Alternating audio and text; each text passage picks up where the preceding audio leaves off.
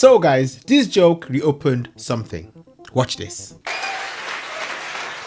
But that tweet sums comedy up, doesn't it? How subjective it is. How one person, some people can find them hilarious, some people find them the least funny person in the world. And when someone says to me about another comedian, they say, oh, they're not funny.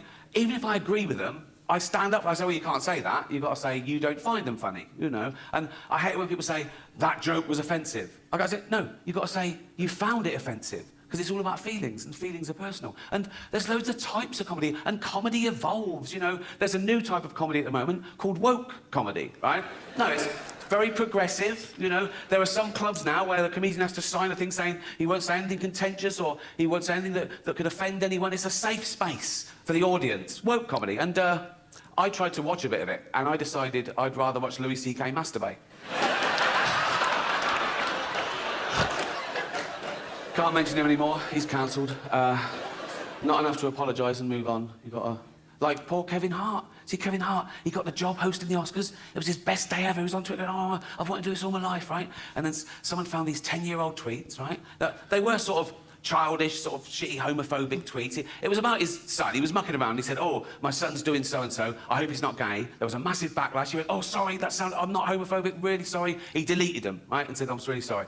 10 years later, someone finds a screen grab and goes, look, he's done this. Oh, big thing. The Oscars go, oh, you've got to apologise again. He went, no, I've apologised. I can't keep apologising. And he's right. If there's no value to saying sorry and evolving, he might as well just tweet him again. Right. That's how I deal with shit. Anyway. But if you're the type of person to revel in someone getting... Ricky Gervais, I'm telling you, he just says things as they are. Feelings are personal. He got that spot on. Feelings are personal. What might offend you might not offend somebody else. His feelings are personal. And what happened to free speech? Yeah, that freedom of speech, what happened to it? I mean, so long as, you know, calling for people to be harmed, people to be harassed, okay, or attacked, you know what I mean? What happened to freedom of speech? Cancelled for something they said 10 years ago. You're just ensuring that one day you'll be cancelled for something you said today. You can't predict what will be offensive in the future. You don't know who the dominant mob will be. You know, like the worst thing you can say today, get you cancelled on Twitter, death threats, whatever. The worst thing you can say today is women don't have penises, right? Ooh. Now, no one saw that coming. There are no 10-year-old tweets of people saying... You won't find a 10-year-old tweet of someone saying women don't have penises. Do you know why? We didn't think we fucking had to. Liam Neeson. Oh, he nearly got cancelled, didn't he? Oh, okay. Yeah, true. Mm-hmm. Liam Neeson. Now, I don't know why he told this story, but he did at a press junket to a journalist, right? And it was where he just started saying, it was 30 years ago, he said, and my friend came home and she'd been raped, right? And that's not the funny bit. Stop it. That wasn't even funny at all. Why did you even laugh? That wasn't funny, mate. That's not funny, mate. That's not funny. A press junket to a journalist, right? And it was where he just started saying, it was 30 years ago, he said, and my friend came home and she'd been raped, right? And that's not the funny bit.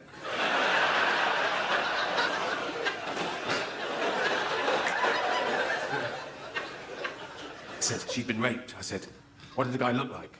He said he was a black guy. He said, so I got my cosh and I went out looking for the first black guy. He said, nothing happened. I came to my senses, right? But the weird thing about that story is, who has a cosh? But it was touch and go. They cancelled the premiere that night because of the backlash and that people wanted the film to be deleted. And I get it. Some people can't separate the art form with the artist's personal life. Now, I know Liam. I've worked with him. He's a lovely man. He's definitely not racist. But when that broke, even I was like, oh, will I ever be able to find Schindler's List funny again?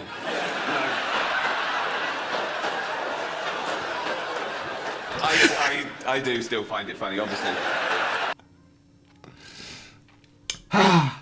Ricky Gervais. You see, this comedy here, this set of his, it's not about debating gender. It's about where comedy sits now. It's about where we as humans, our society, it's about where we are right now. Now, this argument isn't about a punchline, okay? It's about whether some topics are off limits. So guys, the real question isn't about whether the joke was funny.